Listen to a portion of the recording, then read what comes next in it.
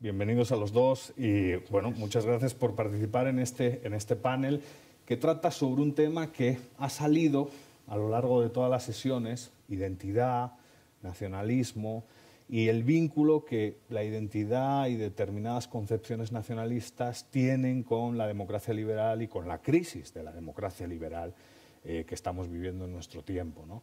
Entonces, bueno, la metodología es básicamente la de siempre: una intervención por parte de cada ponente de unos 20-25 minutos, luego abriremos un diálogo entre nosotros y, por último, sé que hay demanda, vamos a dejar más tiempo para la participación de todos ustedes en la tertulia general. Profesor Arruñada, bienvenido y muchas gracias. Gracias por la invitación y a ti y a la Fundación sobre todo por el estímulo para pensar estos temas y compartir mis ideas con ustedes esta mañana.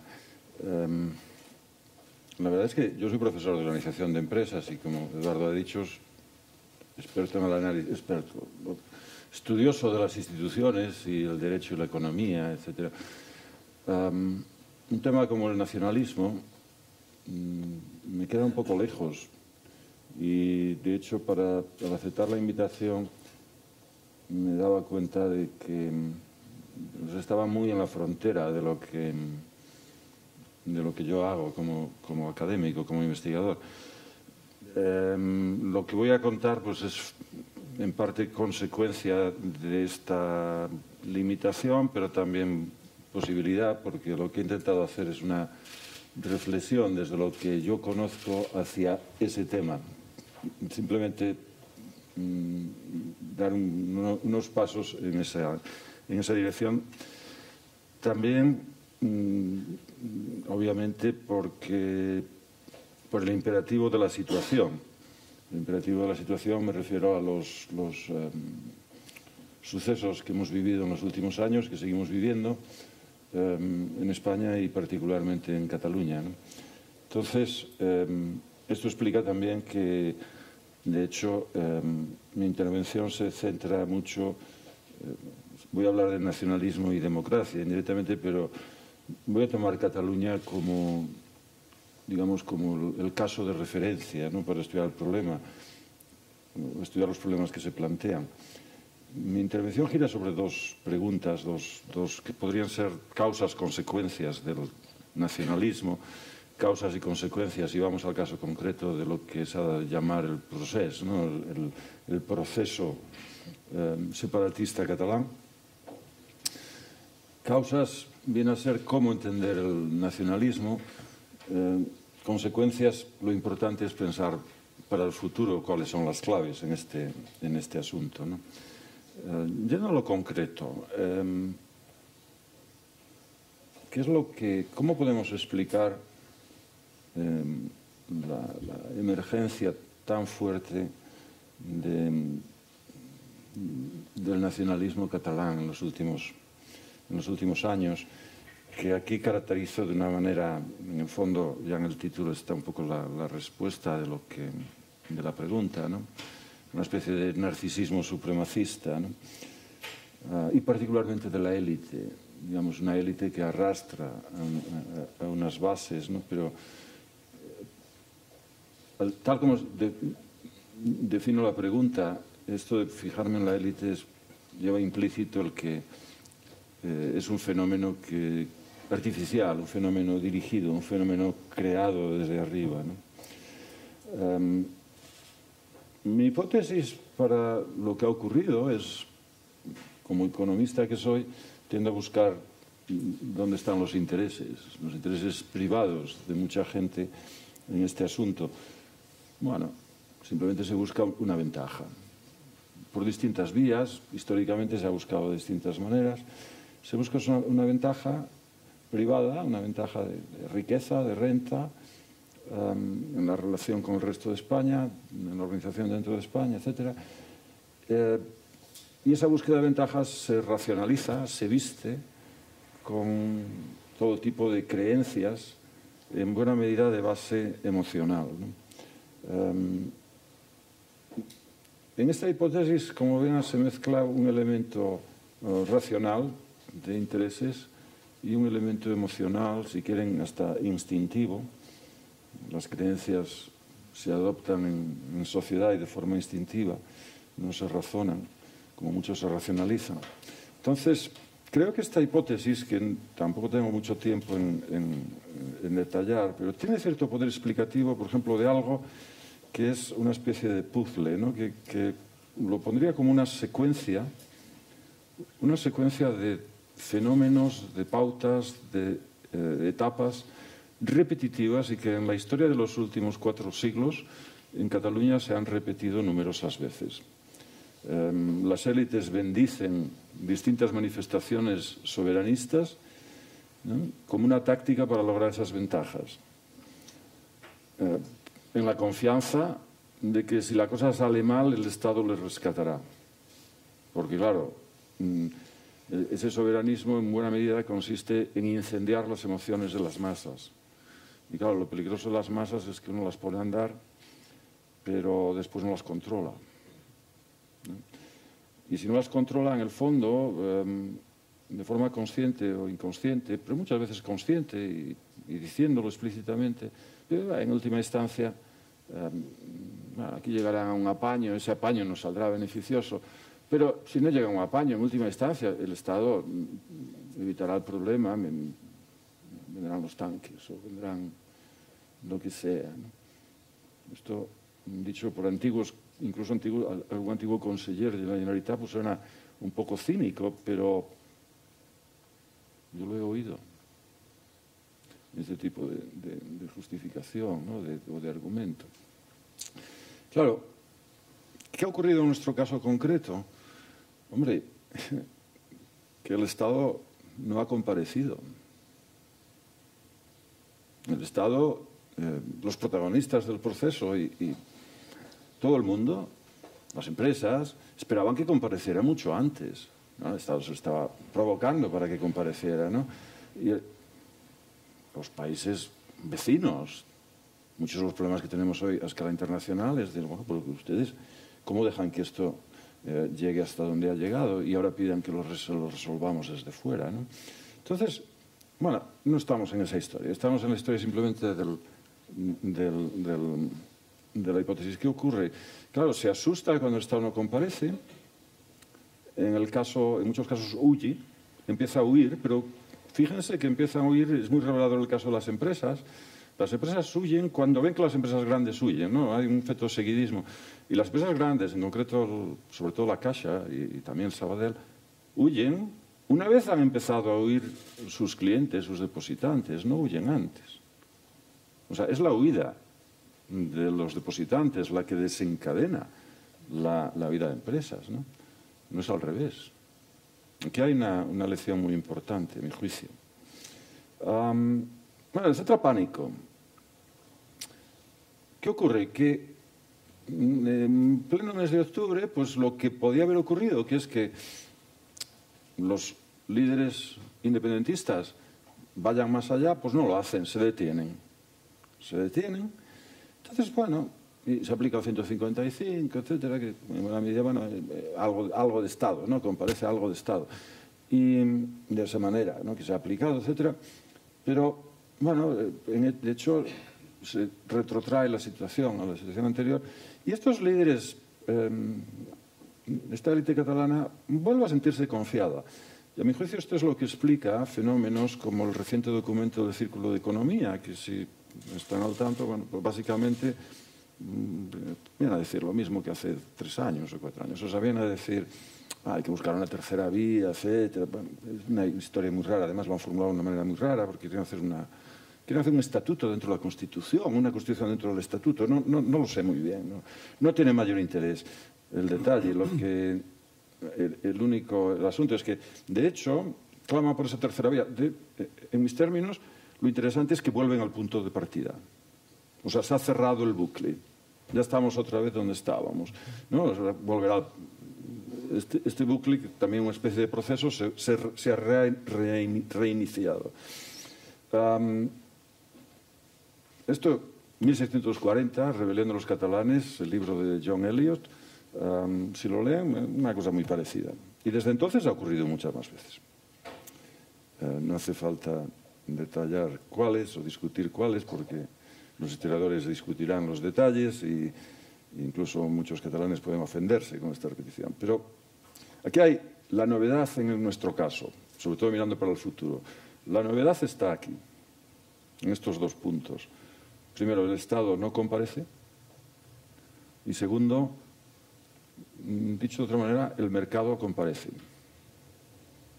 O sea, hay una inacción por parte del Estado y hay una acción muy fuerte por parte del mercado. Los que damos asignaturas que tienen el título Mercados y Organizaciones, mercados y, en buena medida, y tenemos tema mercados y política, pues encontramos esto muy interesante. Muy interesante, ¿no? No quiero decir que Cataluña no sea independiente por el mercado, pero, bueno, de hecho, en cierta manera la comparecencia del mercado ha suplido la ausencia del Estado, ¿no? Y ha demostrado también muchas cosas, o sea, ha clarificado cuáles eran los costes enormes, mientras que los expertos de turno estaban diciendo que los costes eran insignificantes, pues claro, pienso que se les hace mucho más cuesta arriba argumentar esta falacia, ¿no? Por otro lado, el Estado, bueno, podríamos matizarlo y seguramente se puede discrepar de si ha comparecido o no ha comparecido, pero relativamente, al menos, relativamente en términos de cuáles han actuado, es distinto. Claro, si uno lo compara esto con el siglo XVII, pues en el siglo XVII simplemente no había mercado que compareciera. Los mercados eran locales, ¿no? Claro, esto señala también incluso el anacronismo que supone la propia operación, ¿no? el propio proceso, el separatismo en estas fechas, ¿no? Bueno, estoy hablando de la élite catalana, pero hay un elemento muy importante de lo que hemos llamado en algunos artículos de prensa, bueno, utilizando una terminología anglosajona, la cleris y la clericía, ¿no? La clericía nacionalista, o sea, digamos, los teólogos del nacionalismo, y teólogos con comillas, ¿no? Puede decir, esto es como todo, es un mercado de ideas, un mercado de demanda y oferta, ¿no? Que debemos entender para desentrañar cómo se ha producido este fenómeno. La demanda tiene una característica obvia, pero que se suele esconder en este asunto, y es que en términos de nacionalismo, de supremacismo, de racismo, etc., pues el cerebro humano demanda esos memes, demanda esas creencias, está muy dispuesto a comulgar con esas ruedas de molino. ¿Por qué? Porque pues, no son muy naturales. O sea, es muy proclive nuestro cerebro, es muy proclive a enfatizar, a ser xenofóbico y a enfatizar diferencias muy superficiales y a crear bandos y a odiar al bando distinto y amar y sacrificarse por el bando propio, ¿no? O sea, en otras palabras, el racismo no es una anomalía. Nos han educado el buenismo imperante, nos ha educado en la idea errónea de que el racismo es una anomalía o digamos que el nazi es un personaje absolutamente, digamos, estrafalario, único, etc. No es así. Todo cerebro humano tiene el potencial de ser así, de ser racista, xenofóbico, etc. Esto no quiere decir que estemos determinados a ser así, en absoluto. Todo lo contrario, lo que tenemos es una responsabilidad de no ser así. Y tenemos un imperativo moral de domesticarnos. Pero, claro, estoy hablando de la demanda, cuando lo que tenemos es una oferta en la que se dedican muchos recursos precisamente para domesticar en sentido negativo, pues se acaba con cerebros domesticados en sentido negativo. Se acaba con cerebros xenófobos, o si quieren simplificarlo, pues racistas, ¿no? Se sabe de sobra, y quizá no merece en aras del tiempo y de la brevedad detallar cómo está estructurada esa oferta, ¿no? Cómo está estructurada esa producción de creencias malignas en este terreno. Subvenciones, hay muchos clérigos, digamos, del nacionalismo pues que no tienen ningún, diría Taleb, skin in the game, incluso que operan desde el extranjero, ¿no? que juegan también con red, en el sentido mucho funcionario, por ejemplo. Entonces, bueno, el hecho de que se hunda el mercado pues les afecta una parte relativamente pequeña, ¿no? Juegan con red también en otro sentido, mucho más sutil, que es que, y si miramos a la historia, empezando por 1640, vemos que el Madrid de turno siempre ha estado dispuesto a, cuando se recupera cierta tranquilidad, a premiar a los, si no a los líderes, incluso muchas veces a los líderes, pues premiar a los canónigos del proceso, de los procesos. Si miramos a la historia, pues de hecho ha ocurrido casi siempre así. Entonces, esto es importante, pero en términos de incentivos, sobre todo para la parte racional, para la parte de los intereses, en términos de incentivos supone un hándicap notable. Quiero decir, el canónigo nacionalista sabe que juega con red, por una parte porque está dentro del sector público, pero por otro lado porque sabe que Madrid siempre estará dispuesto a pagarle en última instancia para que adorne las terceras vías de turno. Tengo ejemplos concretos, pero bueno, es el expolio fiscal. O sea, hay muchas creencias que han sido dominantes. Además, hay una renovación de creencias, ¿no? El expolio fiscal, por ejemplo, si observan, ha pasado de moda. ¿Por qué ha pasado de moda? Los que promovían la idea sabían que era falsa. O sea, vamos a ver, esto lo explicamos en primero de economía, explicamos lo de la progresividad más adelante, pero primero de economía explicamos la traslación impositiva. O sea, porque usted le ponga un impuesto muy grande a Messi o a Cristiano Ronaldo no quiere decir que ese impuesto sea Messi o Cristiano Ronaldo quien carga con el impuesto. ¿No? Lo renegocia y puede trasladar o no, dependiendo de cuáles son sus circunstancias. Por ese simple motivo es simplemente imposible saber quién paga los impuestos, quién carga con los impuestos. Lo que sabe únicamente es dónde se contabilizan los impuestos. Pero vamos a ver si los economistas despreciamos la contabilidad, sobre todo los economistas serios que hacen teoría económica, pues con más motivo. En mi facultad apenas hay contabilidad, hay los mínimos del plan. ¿Por qué? Porque, pues, sin embargo, cuando se trata de argumentar sobre el expolio fiscal, pues hace contabilidad. Se deja de argumentar con el expolio fiscal simplemente cuando los líderes del proceso se dan cuenta de que esto resulta un poco vendible. El marketing es malo fuera, en el exterior. Porque dicen, que usted suena muy egoísta, eso no está de moda, entonces esto deja de ser un argumento tipo. Y se pasa a los argumentos estos que han visto de tipo, no, es que nos oprimen, es que no nos dejan decidir, etcétera, etcétera. Argumentos, o que la democracia española es de mala calidad, etcétera, etcétera. Un tema muy interesante para entender la complejidad de este asunto es, y lo ejemplifico en el Círculo de Economía porque es fácil, ¿no?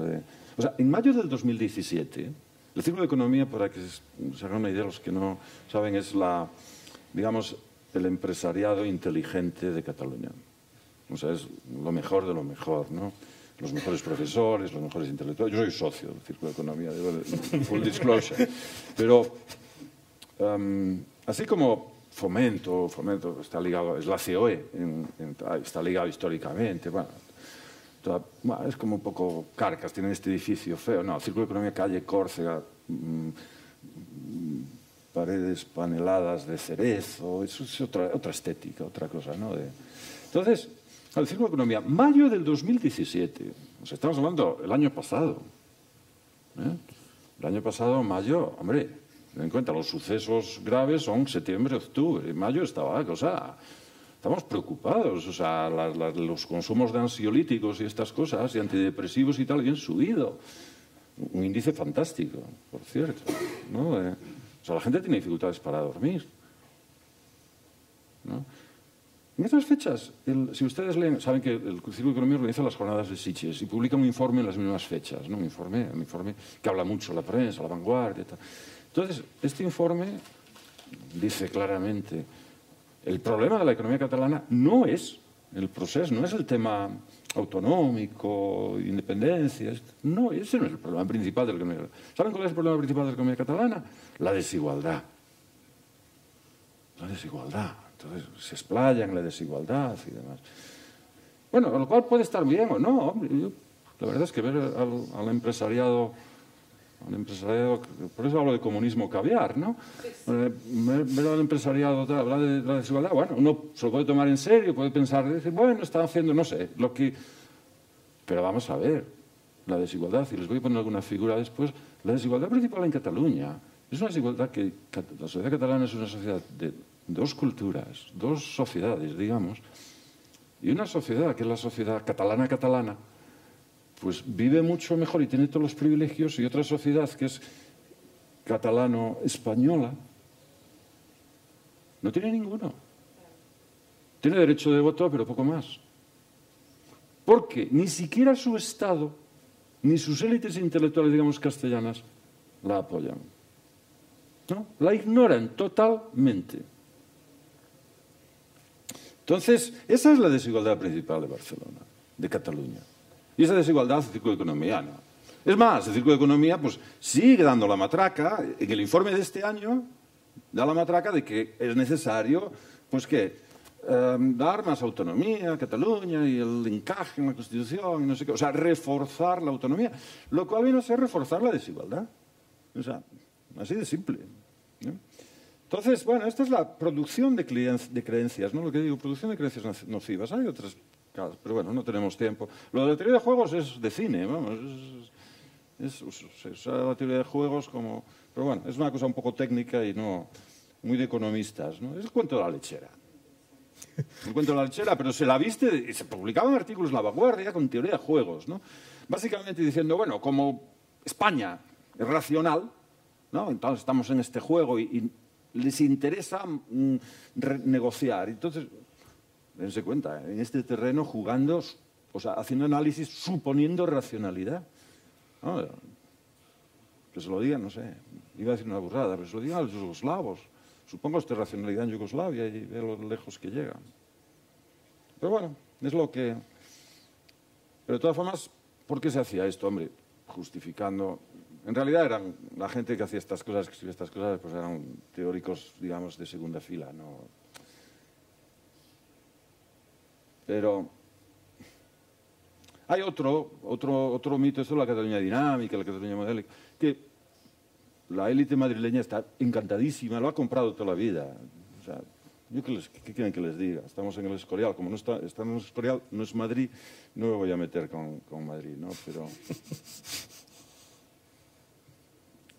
hace daño. Hace daño porque en el fondo esa adulación que se hace desde Madrid a las élites, de, la Cataluña, qué dinámica, qué bonita y qué tal, y no sé qué, lo que hace es fomentar el supremacismo. Es así de sencillo. O sea, digan la verdad, hombre, no estén adulando a la gente. Es que... Pero bueno, cambiemos de tercio. Vamos a ver algo de esto, pero con números, o sea, unas ilustraciones demoscópicas, un poco dispares, pero divertidas.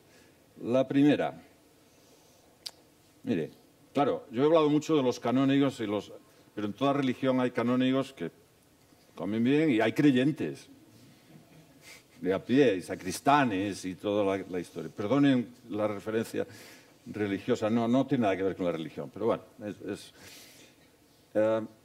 mire, nos preguntábamos, Albert Satorra, un colega catedrático de estadística de mi departamento, de mi mismo pasillo, y yo estábamos sondeando un poco qué está pasando en la gente. Y publicamos algo en El País con estos números hace poco. Nos preguntábamos, hombre, mi idea era, el proceso, lo que ha ocurrido en septiembre y octubre, ha sido un shock informativo. Y no pensaba en las fake news ni estas cosas, sino que, o sea, mucha gente, mucho creyente, pues se había creído todas estas mentiras, que muchos de mis colegas incluso, pues, Claro, gente de mucho prestigio, les decía, y tienden a creerlo, porque el cerebro humano tiende a creer. Si usted le dice, es que son ustedes muy buenos, bueno, pues se lo cree. Si le roban, pues se lo cree. Porque son todo excusas justificativas. La política española está llena de este tipo de excusas. Generación mejor preparada, ya que hay muchos jóvenes. ¡Es mentira! Pero, oye, es una excusa fantástica, pues nos permite echar la culpa de todas nuestras deficiencias, tanto de profesores como de estudiantes, y de padres, de todas nuestras deficiencias, ¿a qué? Al mercado. Como el mercado no protesta, pues nada.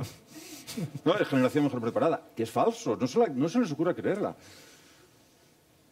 ¿No? Pero es un ejemplo de excusa y de lo fácil que nos resulta creerlas, ¿no? Entonces, claro, la independencia, el que se hagan las empresas, que Europa no reconozca la independencia y demás, para muchísima gente fue un shock total. Es un shock informativo, un choque con la realidad, ¿no?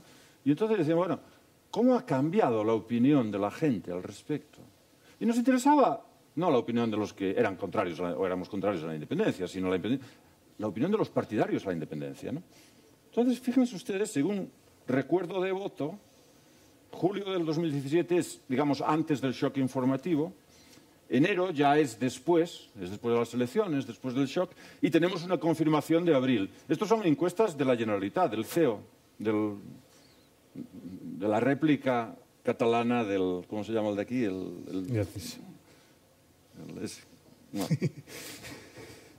Asombrosamente los de ERC, que se parecen más a los creyentes, por así decir, no, los de ERC ha caído casi 10 puntos. Digamos, la creencia en la partidarios a la independencia ha caído 10 puntos. Hombre, son encuestas, y en encuestas la gente miente, etcétera, etcétera, pero es espectacular. Sin embargo, digamos, en lo que se parece más a los canónigos, esto se ve en los pueblos de la Cataluña profunda, se ve perfectamente. En el centro del pueblo, que es la zona antigua, gana ERC. En las urbanizaciones de lujo, gana Junts per Catalunya, ¿no? Curiosamente, Junts per Catalunya ha aumentado. Junts per Catalunya es un poco difícil porque tenían siglas distintas, está discutible ahí cómo calcular los números, es complicado. Pero bueno, hay un aumento. Hay un aumento, digamos, de 6 puntos. O sea, el shock informativo aumenta 6 puntos. Si me apuran, yo digo, yo me creo que los de ERC le han visto las orejas al lobo. Los de ERC, hay mucha más gente votante de ERC que no llega a fin de mes o que tiene dificultades para llegar a fin de mes. Los de Junts per Catalunya no. Tienen dinero, la Masía, el Ampurdán, etcétera, etcétera. Idiomas. La sociología es muy diferente. En términos de pueblo, los de ERC son los de la cooperativa, lo decimos en el artículo ese, los de ERC son los de la cooperativa y los de Junts per Catalunya los del casino. ¿No? Que, dicho entre paréntesis, apoyaron a Franco y fueron alcaldes con Franco, etcétera, etcétera, ¿no? Entonces, ¿a qué está jugando esta gente? Sobre todo los de Junts per Catalunya. Hombre, podrían pensar, en realidad estos, cuando se les pone el micrófono, dicen que sí a la independencia, pero en realidad no quieren la independencia. Bueno, hay mucho de esto, hay mucho de voto expresivo. Vamos, aquí no es voto expresivo, es simplemente encuesta expresiva. Y habría también mucho voto expresivo, ¿no? O sea, voto independencia pensando que no ganemos, ¿no? Pero lo del Brexit, en el Brexit hubo mucho de esto, ¿no? Quiero creer que hay algo de esta índole, un fenómeno de esta índole, también porque el de Junts per Catalunya está mejor informado que el de ERC. O sea, ya sabía realmente que la independencia era imposible. Muchos de ellos saben que es imposible, pero eso no quiere decir que no me están apurando. O sea que vamos a ver otra figura. Bueno, esto es Cataluña. A ver si les explico aquí. Esto es complicado y tengo solo un minuto. Ven que hay rectángulos, ¿no? Esto es de Albert Satorra.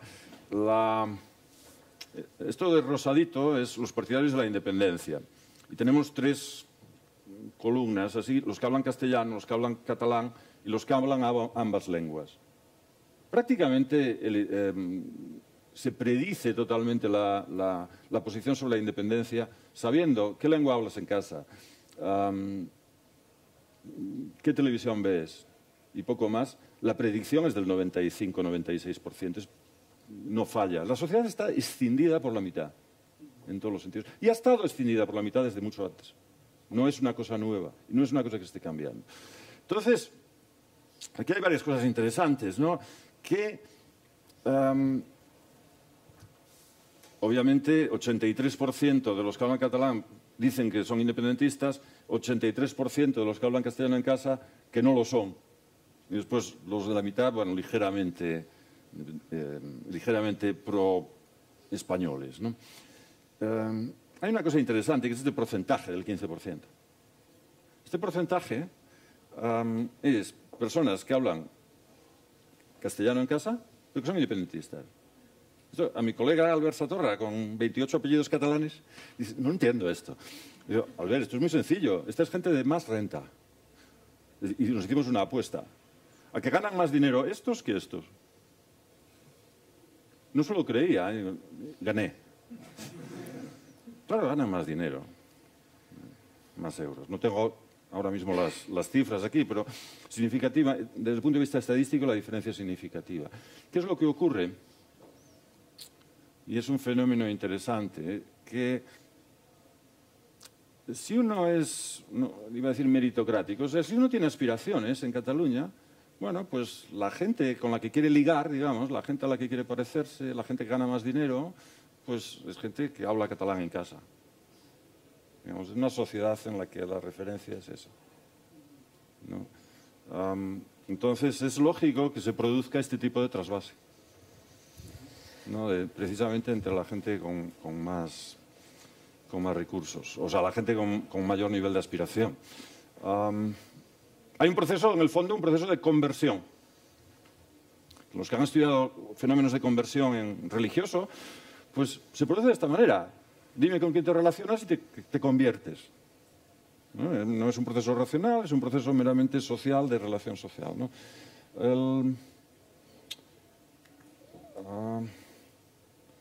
Bueno, este tercer punto, tercera ilustración, bueno, quizá un fenómeno que debería preocuparles, por lo menos a mí como catalán me preocupa, que es ¿por qué las élites españolas tratan tan bien a las élites catalanas y tan mal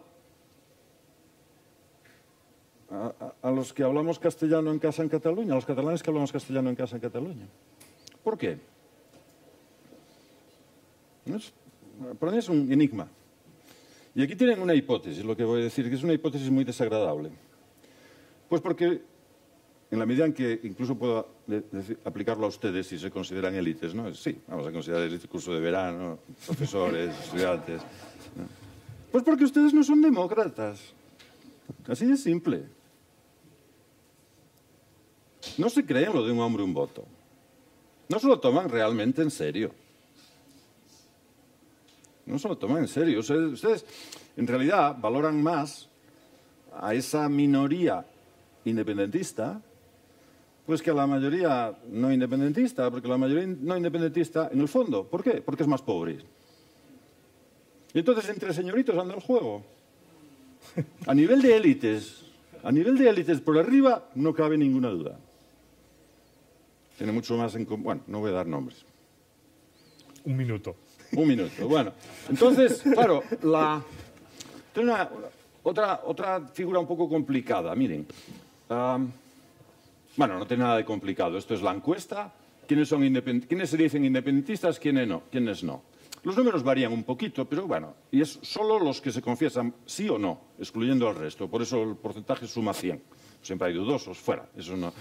El porcentaje iría 43-57. Mayoría clara, unionista, como dicen. Mayoría clara, minoría separatista, ¿no? Bueno, yo lo que les estaba tratando de decir cuando decía que no eran demócratas es que realmente hay algo en nuestro cerebrito que dice, bueno, sí, esta es realidad, pero esto es un hombre, un voto. En realidad esto lo creemos a medias, para ciertas cosas. Lo que pesa en muchas decisiones es más bien esto. Y hay aquí una verdad, creo, bastante desagradable. Que es que los que hayan estudiado sistemas electorales antiguos, esto sería Cataluña con sufragio censitario. Una aproximación muy burda, porque la gente en las encuestas, cuando le pregunta renta, no lo dice, miente. Entonces la cifra de renta Yo intuyo que en realidad lo verde sería más. O sea, si ponderamos, por encuesta, ¿no? Si ponderáramos, no un hombre un voto, sino ponderamos en función de la renta, ¿no? Y el que gana más, pondera más en la decisión. Sufragio censitario se hacía con lo que, bueno, los impuestos que se pagaban, el 19, etcétera, etcétera. El resultado sería de este tipo. Bueno, es una manera desagradable, si quieren, de comentarlo, pero... El minuto. Bueno, el minuto se ha agotado y esto muy oportuno porque entonces eso me permite no decir nada sobre el futuro, que es muy imprevisible, muy difícil. Para eso tenemos el diálogo. Y no, entonces, nos quedamos sin el futuro. Pero no me para deja, el diálogo, no me para el deja, diálogo que convenza hay usted. otra intervención, hacemos la primera público pregunta. demanda, el público pero demanda. profesor, hagamos la primera pregunta. Un aplauso para el profesor, siempre. Perdón. Bien, me alegra muchísimo estar hoy aquí y estar en el campus de FAES. 15 ediciones del campus de FAES, ¿verdad, Javier Zarzalejos? 15 ediciones desde que el presidente de la fundación y en aquel momento recién salido de la presidencia del gobierno, en mayo del 2004, dijo quiero que a finales de junio hagamos los mejores cursos de verano que hay en España. Y bueno, pues yo creo que se consiguió, ¿no? Y aquí siguen y me siento muy contento por ello y con una asistencia y una participación verdaderamente nutrida e importante de quienes están hoy aquí. Y me siento además muy feliz, pero muy abrumado de estar con Benito Arruñada, que me parece de las mentes más brillantes y analíticamente más interesantes que hay en este momento, desde luego en España, pero en general, en todo lo que tiene que ver, yo a Benito Arruñada lo miro menos por la parte de análisis económico y de Law and Economics, como por la parte de public choice, ¿no? O sea, de qué factores son los que contribuyen a la toma de decisiones y que los ha explicado muy bien. Y con Eduardo Fernández, que era el mejor profesor de ciencia política de la Universidad Francisco Marroquín y nos dejó en muy mal momento. Con un tema verdaderamente interesante, en el que yo también me voy a referir muy principalmente a Cataluña, pero no quiero dejar de recordar dos reflexiones de primer nivel que se han producido en dos grandes libros de los últimos meses. Probablemente yo diría que los dos libros más importantes del primer semestre del año 2018. Me refiero al libro de Steven Pinker, En defensa de la ilustración, probablemente el libro de este año, ¿no? En el que habla expresamente del nacionalismo como enemigo de la democracia liberal y cómo el nacionalismo es la expresión de una mentalidad o de una Weltanschauung, que dirían los alemanes, basada en la tribu, en la etnia. Dice expresamente un populismo autoritario que lleva a la fricción, al conflicto y a la guerra, dice él, ¿no? Ojalá no sea nunca así, pero lo ha llevado muchas veces en la historia y no podemos olvidarlo. Y el segundo libro, que también lo trata y de manera muy interesante, es el que yo también considero el otro gran libro de este semestre, que es el libro de Mario Vargas Llosa, La llamada de la tribu, que les recomiendo mucho que se acerquen a él, y en el que habla, precisamente se llama La llamada de la tribu, porque él lo que dice es cómo el liberalismo lo que trata es de luchar contra esa pulsión que decía Benito que valía la pena domesticar, de volver a la tribu, que puede ser la tribu colectivista, la tribu de clase o la tribu étnica o la tribu de nación, que Mario Vargas Llosa conceptualiza como fuente de racismo, fuente de violencia, y que en definitiva lo que hace es un mecanismo que es muy gratificante, porque lo que hace es eximir de responsabilidad individual, es decir, te exime de la responsabilidad de pensar por ti mismo, de velar por ti mismo, para, en el calor de la tribu, renunciar, eso sí, a la libertad, poder sentirte parte de algo que avanza solo y te arrastra con ello, ¿no? Entonces me parecen interesantes esas dos reflexiones, porque son de dos personas que ni tienen nada que ver con Cataluña, ni tienen nada que ver con España, y que están hablando en este momento desde dos ópticas diferentes de este mismo fenómeno, que no es, desde luego, exclusivamente algo de España, pero que sí, desde luego, en este último tiempo se ha dado de una manera muy clara en España. Y que al mismo tiempo, para mí es muy difícil de explicar. Y voy a contar por qué. Y de hecho, mi exposición de hoy va a ser, en buena medida, la narración que yo mismo me he ido preparando para explicar a 8.500 kilómetros de distancia donde vivo, en un lugar maravilloso que es Guatemala, en una universidad fantástica, que es la Universidad Francisco Marroquín, no tanto la universidad, sino en general con la gente con la que tengo relación, por qué esto es este fenómeno del nacionalismo, y en el caso particular del secesionismo catalán, es profundamente contrario a lo que a mí me importa, lo único que me importa, que es la libertad individual. A mí me importa España porque me parece que es la mejor garantía para la libertad individual, pero lo que me importa es la libertad de las personas.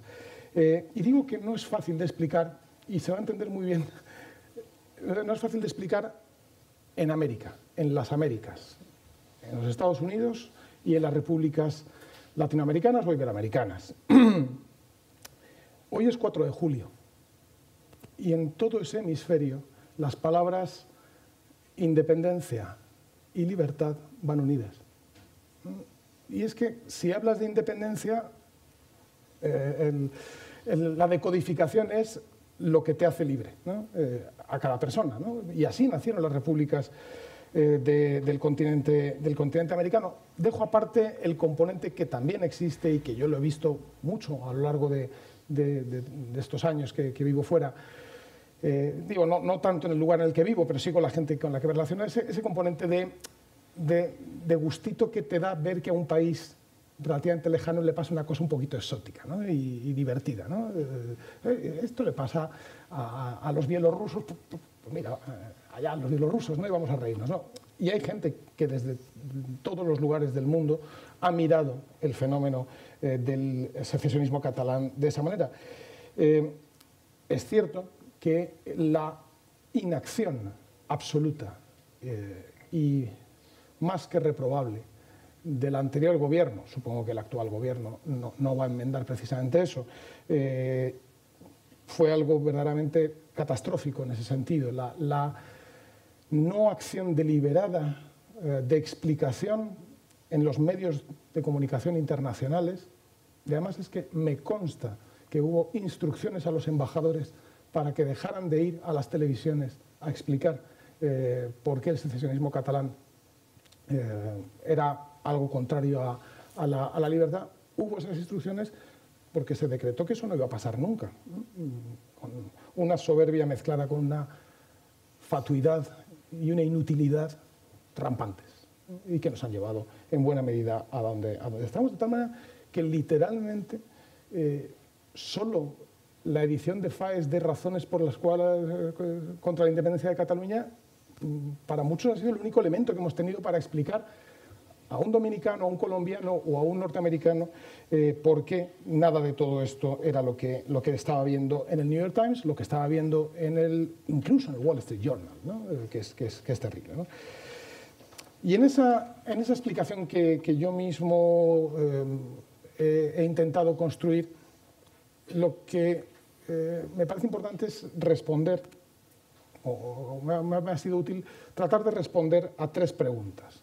La primera es si existe o no una opresión a las libertades y derechos individuales de los catalanes en este momento. La segunda es si, más allá del caso catalán, si como principio general debemos creer que toda secesión es igual a mayor libertad. O sea, siempre que hay secesión, ¿hay más libertad o no? Bueno, yo intento responder, y ahora lo haré con ustedes, intentaré responder a eso. Y la tercera, si en el caso específico de Cataluña hay razones para suponer que la secesión conduciría a una mayor libertad de las personas que viven en Cataluña, por tanto, de los catalanes. Ven que las tres preguntas giran en torno a lo que a mí me importa, que es lo único que me importa, que es la libertad. Porque es que se trata única y exclusivamente de libertad protegida por el derecho en su máxima expresión, que es la Constitución. Y mi conclusión, no le sorprenderá, es que la secesión no significa libertad, sino que significa arbitrariedad e imposición por la fuerza. Vayamos con la primera pregunta. ¿Hay opresión? ¿Hay una opresión histórica? ¿Tiene algún parecido con la independencia norteamericana de 1776 o la emancipación de una colonia de un poder dominante extranjero? Bueno, no necesito detenerme en ello. Cataluña nunca ha sido ni invadida ni anexionada por la fuerza. Es parte constitutiva de España desde lo que don Antonio Domínguez Ortiz, probablemente uno de los mayores historiadores de la historia de España, describió como 3 milenios de historia. No sé si 3 milenios, pero 2 milenios sí, claramente, ¿no? Vámonos más cerca.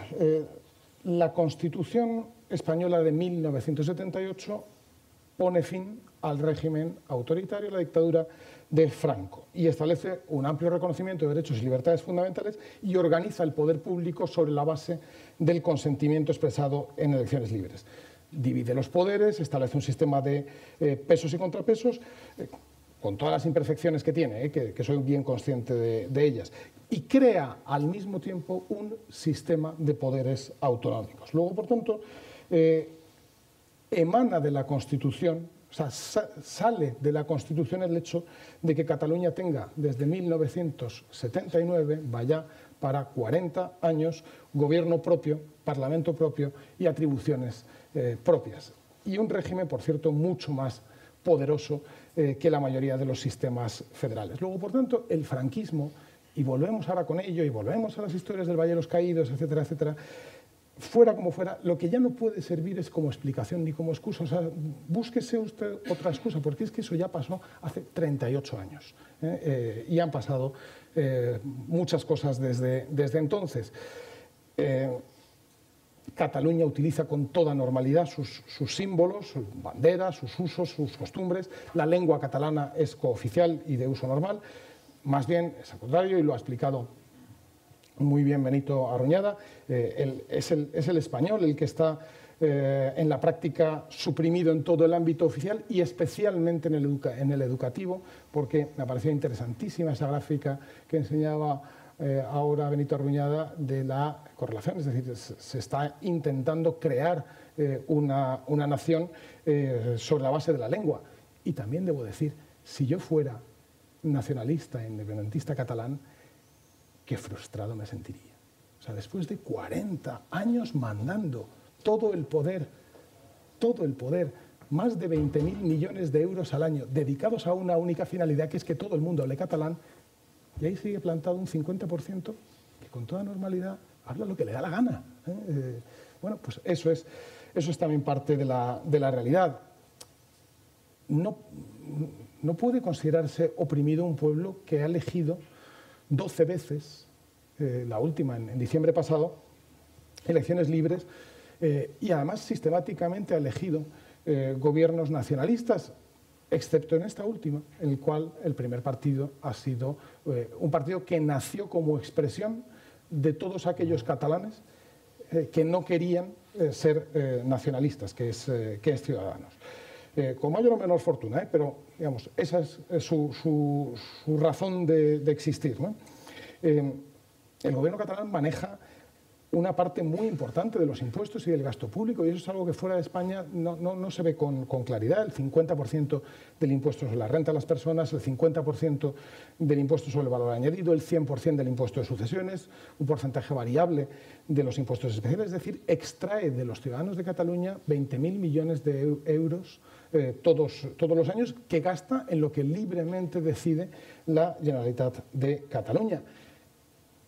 Y no contentos con eso, han tenido que recibir, o han recibido, creo yo, que de manera muy irresponsable y muy indebida, más de 70.000 millones de euros del llamado Fondo de Liquidez Autonómica a lo largo de los últimos años. Luego, por tanto, lo decía antes profesora Arruñada, esta historia del expolio fiscal no aguanta una mínima prueba. Decide íntegramente, y eso conviene recordarlo, sobre la educación tanto en los colegios públicos como en los privados. Cuando esto lo explicas fuera de España es de las cosas que más sorprende. Siempre piensan, bueno, siempre están en los colegios privados para evadirse. No, es que también en los sistemas, en los colegios privados se ejerce la ordenación académica, llámese tiranía gubernamental, que incluye, entre otras muchas cosas, la prohibición de enseñar en español. Hay 7 canales de televisión pública catalana que gastan pues, unos 250 millones de euros todos los años. Muchos medios de comunicación privados solo existen porque reciben subvenciones del gobierno catalán. Y 16.000 policías. ¿Cómo va a estar oprimido un pueblo cuyo gobierno, que es nacionalista, secesionista, independentista, gobierna sobre 16.000 policías? O sea, que nos explican cualquier otra cosa menos esa. Y luego está la simple evocación histórica, ¿no? Si uno piensa en todo momento, digamos, de una cierta revolución popular o de una real revolución popular o de una emancipación, hay un momento simbólico por excelencia, ¿no? Que es el momento en el que, con violencia o sin ella, pero se toma el palacio donde está el virrey, ¿no? Donde está el gobernador de la metrópoli o como Niceto Alcalá Zamora el 14 de abril, ¿no? Abran las puertas al gobierno de la República, y el portero de la Puerta del Sol abrió las puertas y subieron al balcón. Eso es lo que no ha pasado en octubre pasado. ¿Por qué? Porque el máximo gobernante ya estaba dentro del palacio, era el que mandaba, era el que estaba dando el golpe de Estado. O sea, esto se parece mucho más a Fujimori que a cualquier otra forma de, digamos, de emancipación de origen popular. Voy a la segunda pregunta que me hacía, que me parece que a los efectos de democracia liberal es la más relevante, que es si toda secesión, ya saliendo del caso de Cataluña, genera una mayor libertad. Hayek, en los fundamentos de la libertad, dice algo que tiene toda la razón, que la concepción de libertad nacional, o sea, de un grupo, se puede considerar análoga a la concepción de libertad individual, no es la misma. Y la lucha por la primera, por la libertad nacional, no siempre ha fortalecido la segunda. Es una mera comprobación empírica de algo que efectivamente ha sucedido y, desgraciadamente, lo hemos visto muchas veces en distintos lugares del mundo, ¿no? Y hablo también de otro gran autor del siglo XX, de James Buchanan, ¿no? O sea, James Buchanan fija la unanimidad como la regla que deben seguir las normas constitucionales. Es decir, solamente debería ser admisible aquello que es unánime. El propio James Buchanan era muy consciente de la dificultad de conseguir unanimidad en una sociedad de un cierto tamaño, ¿no? y de millones de personas. Pero sí que es cierto que todo aquello que se acerque, estoy hablando de reglas constitucionales, no de a qué hora tiene que pasar el camión de la basura, eso es otra cosa, ni siquiera de cuánto tiene que ser la tarifa del impuesto sobre la renta, de las reglas constitucionales.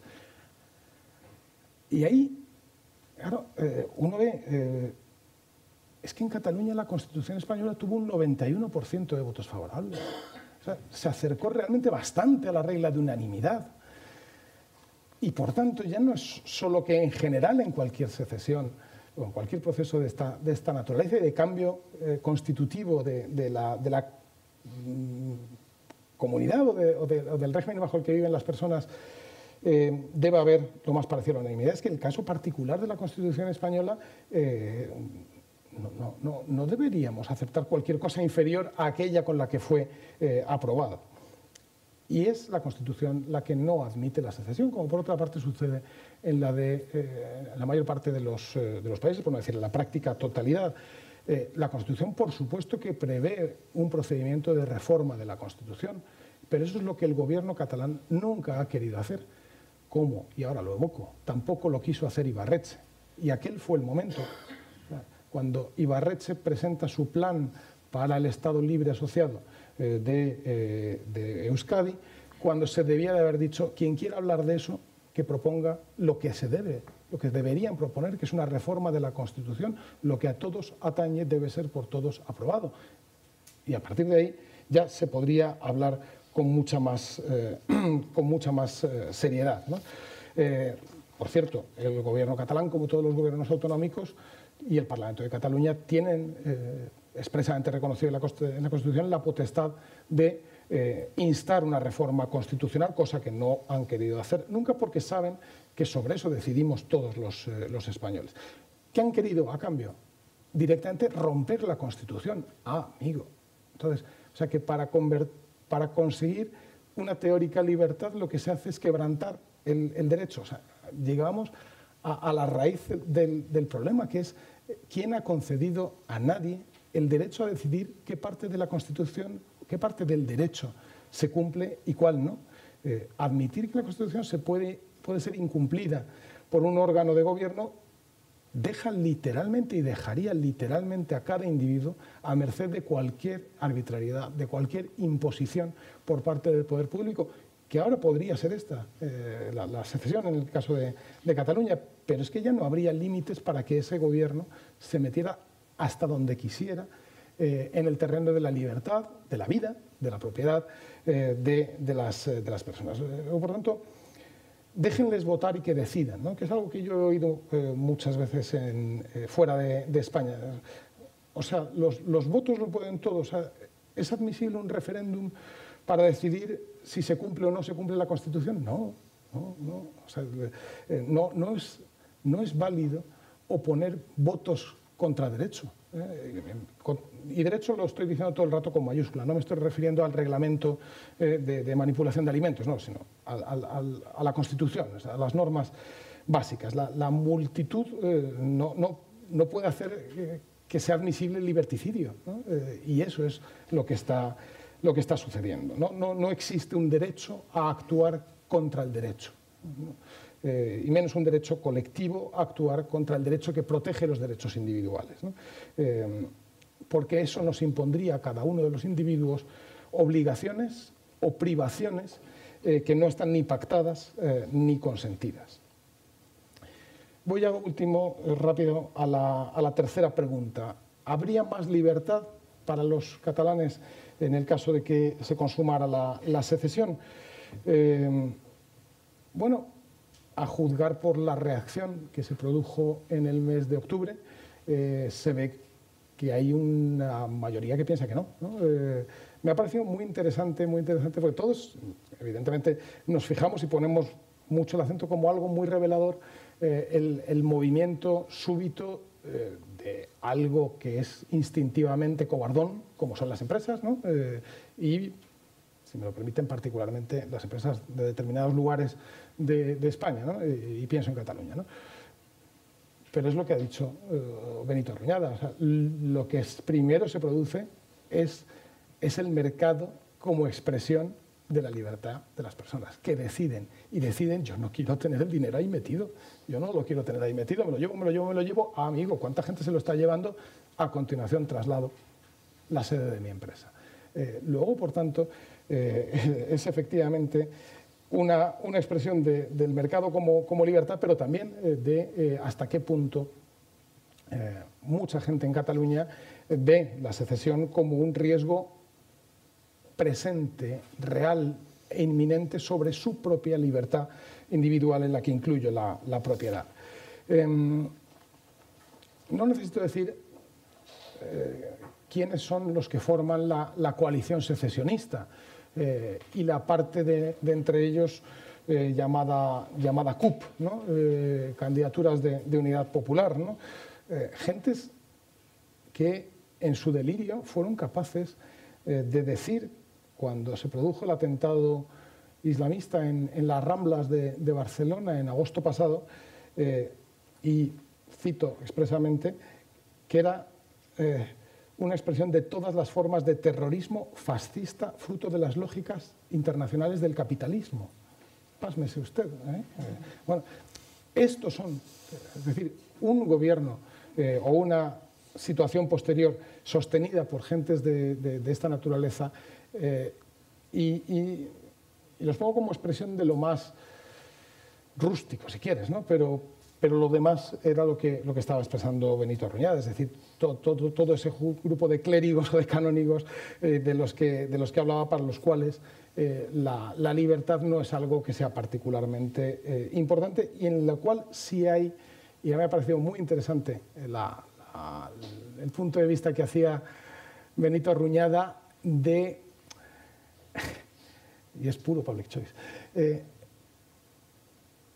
llegar a ser secesionista. Y yo conozco gente y he visto gente que eran diputados, por ejemplo, de Convergencia hace años, o gente con la que hablé el año pasado, que te decían, eso es una locura, y de repente están embarcados en pleno secesionismo a grandes voces, y dices, a lo mejor resulta que esto es una expresión de cronismo político, ¿no? Una búsqueda de privilegios que me permitan liberarme de la competencia, que puede ser la competencia académica, que puede ser la competencia política, que puede ser la competencia empresarial también, ¿no? Y eso me parece una aportación verdaderamente interesante. Pero ¿hasta qué punto sería contraria una eventual Cataluña secesionada a la democracia liberal? Se vio, yo creo que plasmado de manera muy clara, como siempre, en el derecho y en el derecho constitucional. Y es en la llamada Ley de Transitoriedad Jurídica y Fundacional de la República. Dejo aparte el procedimiento por el que fue aprobada, que no aguantaría, en fin, una mínima revisión por parte de nadie. Es que hasta los poderes, los plenos poderes atribuidos a Hitler siguieron un procedimiento jurídico probablemente un poquito más elaborado, ¿no? No digo que fueran mejores, pero digo que aquí se saltaron literalmente todas las garantías jurídicas para la elaboración del derecho.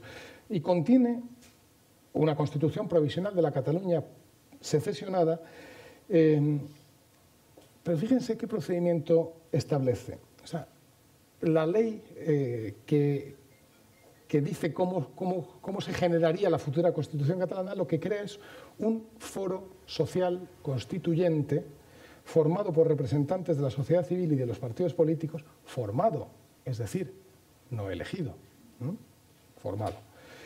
Y ese foro social constituyente tendría encomendado debatir y formular un conjunto de preguntas sobre los principios y cuestiones generales de la futura Constitución catalana, las cuales constituirían un mandato que vincularía políticamente a la Asamblea Constituyente. O sea, chavismo en estado puro. Es decir, un foro social que se forma, por supuesto, porque alguien lo coloca allí y decide si esta asociación sí y esta asociación no, si este círculo sí y este círculo no, que dan un mandato vinculante, y luego se hace un paripé de elecciones para que parezca que con el manto de la democracia liberal, que por supuesto ni es democracia ni es liberal, se generaría la futura Constitución catalana. Por tanto, el mismo punto de partida de los regímenes populistas, o sea, un poder de facto no elegido que dibuja una Constitución que deja atrapados a los catalanes y que no haría, desde luego, más libres a las personas. Cataluña, lo que se ha vivido y se está viviendo, y me temo desgraciadamente que vamos a seguir viviendo y cada vez más, es un golpe de Estado, que además tiene un componente revolucionario, pero es claramente un golpe de Estado que se ha intentado contrarrestar, creo yo, con una táctica, con un abuso de táctica y una escasez de estrategia, esa incomparecencia del Estado de la que hablaba Benito Arruñada, y cuando ha comparecido siempre que ha podido el anterior gobierno, creo yo que de una manera muy desafortunada y muy equivocada y muy consciente de su equivocación, pero ha preferido siempre que ha podido ponerse detrás de un juez a ver si el juez toma una decisión ejecutiva. No, mire, yo creo en la separación de poderes, y la separación de poderes incluye que el Ejecutivo no tiene ningún derecho a poner a los jueces a decidir cómo es el despliegue de la policía el día 1 de octubre, que es que no, están para eso los jueces. Y por desgracia, cuando lo tuvieron que hacer, pues no lo hicieron bien, porque no es su función. Un minuto. Sí, y termino ya.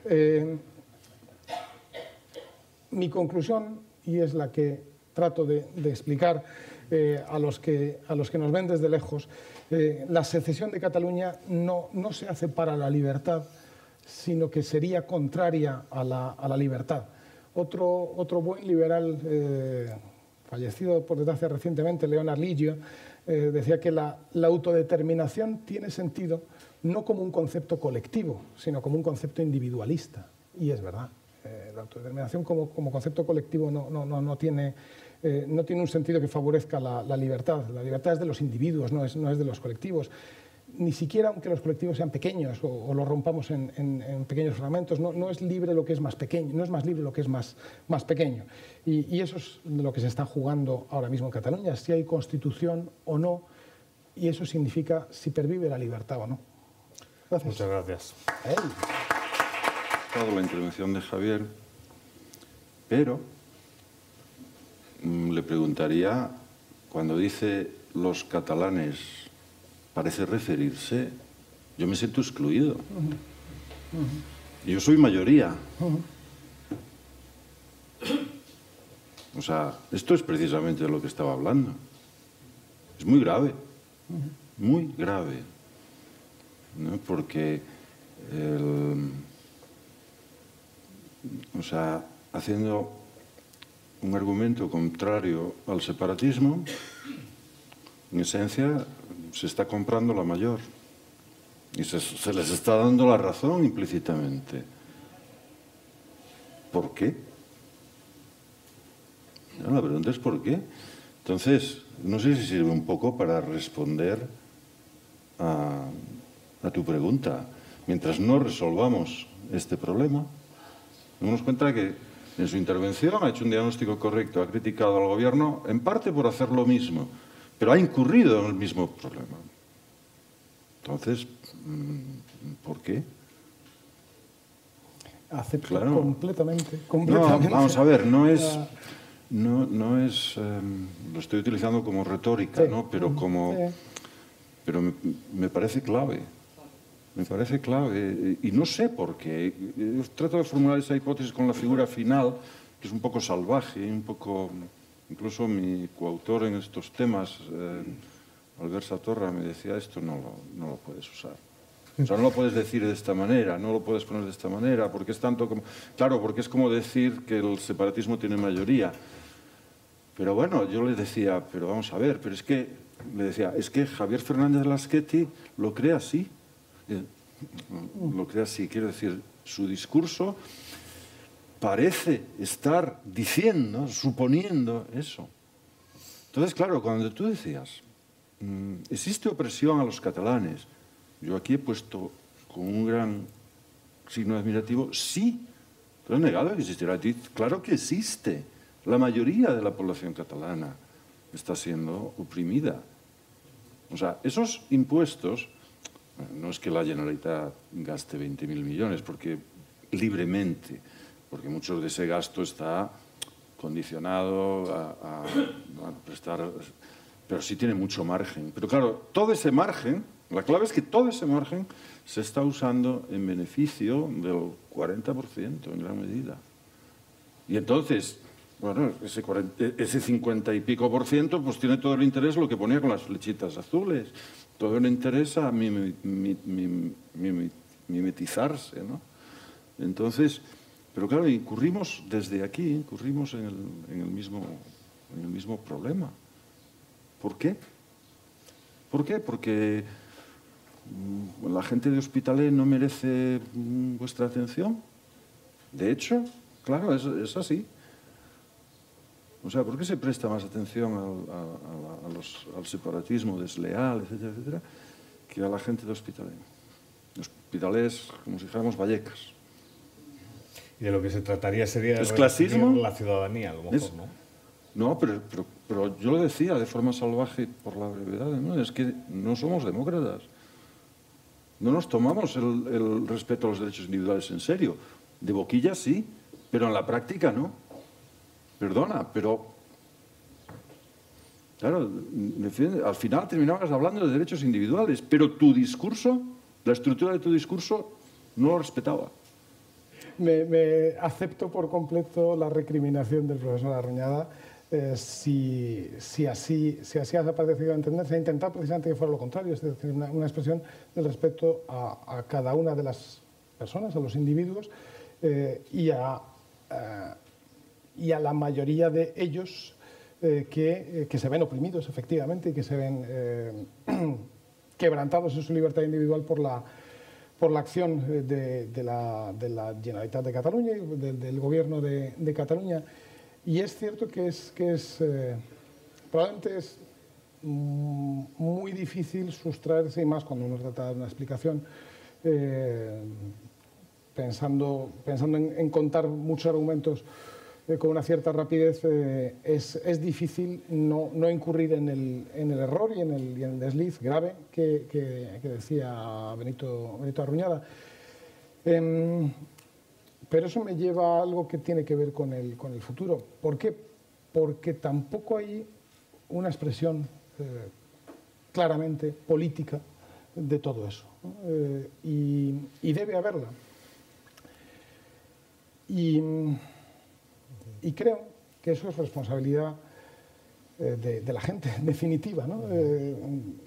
Al final es la gente la que tiene que formular con su actitud individual, con su voto el día de elecciones y con su comportamiento cotidiano, la expresión política de ese desacuerdo con un pensamiento aparentemente único y compartido por todos menos unos bichos raros. No son bichos raros, sino que son una mayoría y aunque no fuera una mayoría, aunque fuera una minoría, que no lo son, no hay derecho a oprimirles en nombre de la construcción de un Estado.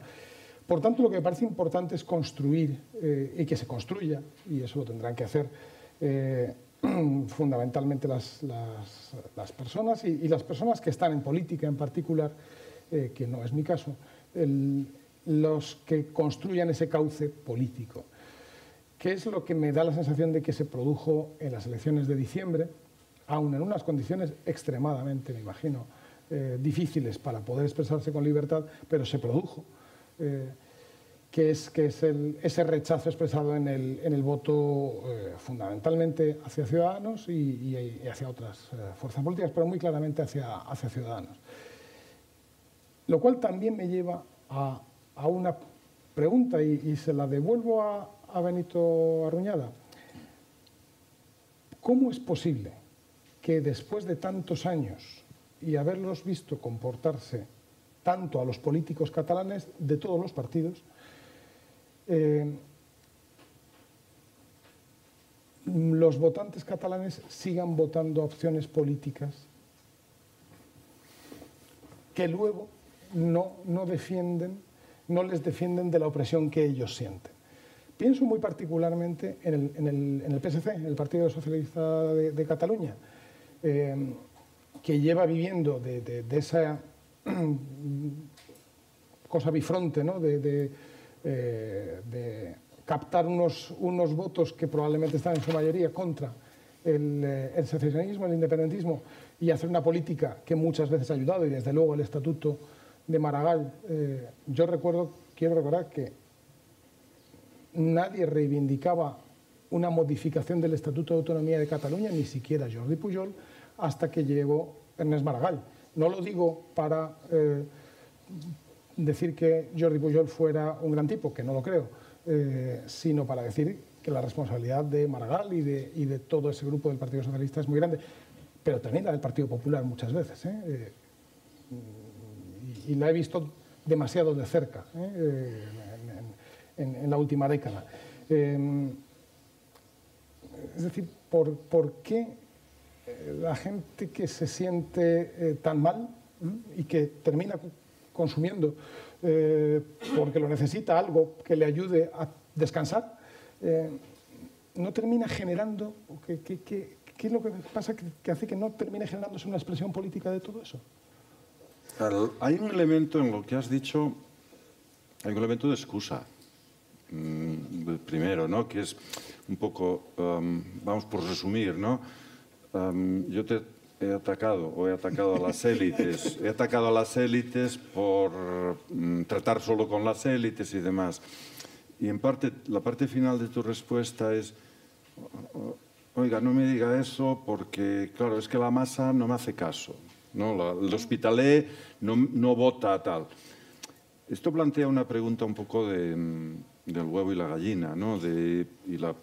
Estas preguntas endiabladas de la élite y la masa, en que cuánto liderazgo necesitamos, cuánto liderazgo queremos, ¿no? Lo que hemos visto en Cataluña es que yo llevo 25 años viviendo en Barcelona.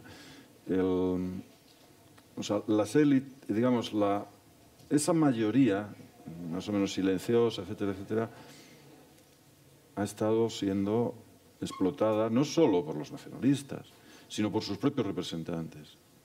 Quiero decir, sus representantes socialistas o PP. El PP es el partido al que vota la gente de menos ingresos, votaba, de menos ingresos. Las medias en las encuestas y tal, de menos ingresos, el segundo es el PP. El mayor, la CUP. O sea, con los datos de ingresos en las encuestas son no muy fiables, pero están ahí.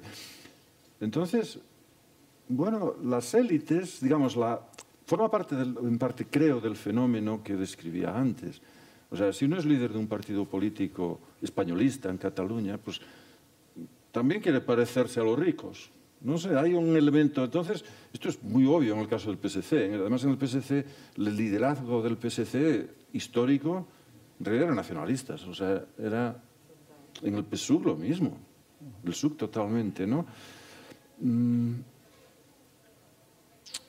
Hay otra respuesta más simple a tu cuestión, y es que, hombre, el mercado funciona y Ciudadanos surge precisamente el sitio de Ciudadanos, se explica en la consiguiente desaparición del PP y del PSC, en que no satisfacían esa demanda, ¿no? Entonces, bueno, en alguna medida funciona.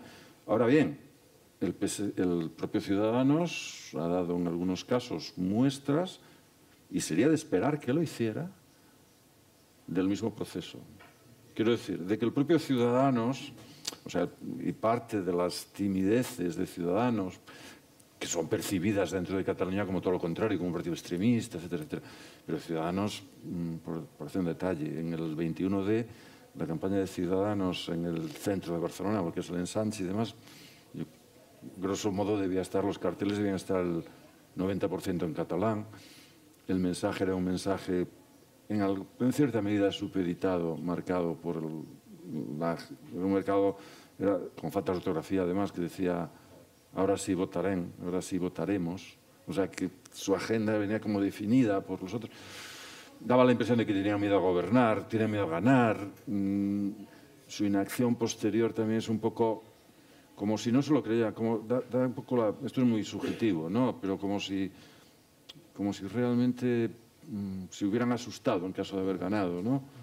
O como en cierto sentido, si no se sintieran autorizados para gobernar, o no del todo, lo cual psicológicamente es lógico. Entonces, claro, hasta cierto punto todos nos hemos creído el mensaje implícito de que Cataluña y la identidad catalana es propiedad de los catalanes. Algo de este tipo. Entonces, ese freno mental, y me incluyo, ese freno mental pues